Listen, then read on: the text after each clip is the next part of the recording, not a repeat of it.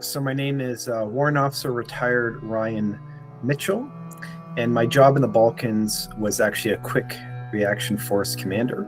So my job with A Squadron of the Duzium RBC was to basically go out, do presence patrols, and when some bad things happened, we were supposed to always be mounted up or on guard to basically go out and actually do the quick reaction force. So go and protect, go and save, go create a corridor or area.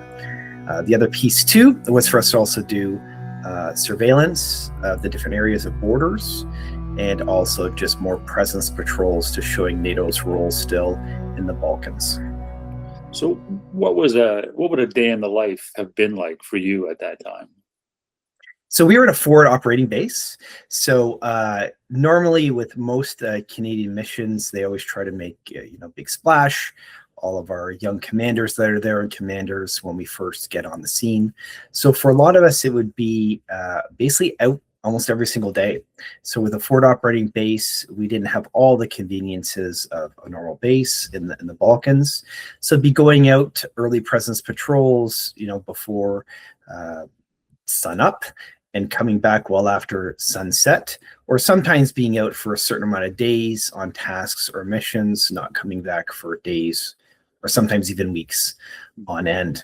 A typical day would be us actually going, getting our morning brief. So as a young commander, that'd be my job to go in and get the actual missions that are actually there, go through all the different maps, any sort of intelligence for anything that was going on, different minefields, different maps, different areas and intelligence of where we're going to go, what presence patrol we're going to do.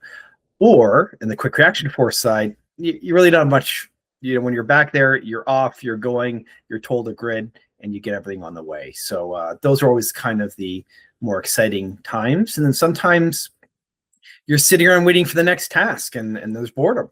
So it's all different roles and different tasks, a different day, never was the same thing. I'm just curious, is there one task or one QRF related incident that stands out for you 30 years later? Yeah, I think one is when we lost, unfortunately, one of our interpreters, and it was on one of the EOD missions. So I was also had basic explosive ordnance device, so EOD. So one of the main things we were doing was called in because unfortunately one of the actual armored vehicles, ADGPs, actually rolled off in a minefield area. So my job was to do the cordon for the actual Chinook to come in to the medical evac. Another one too was the Mostar Bridge.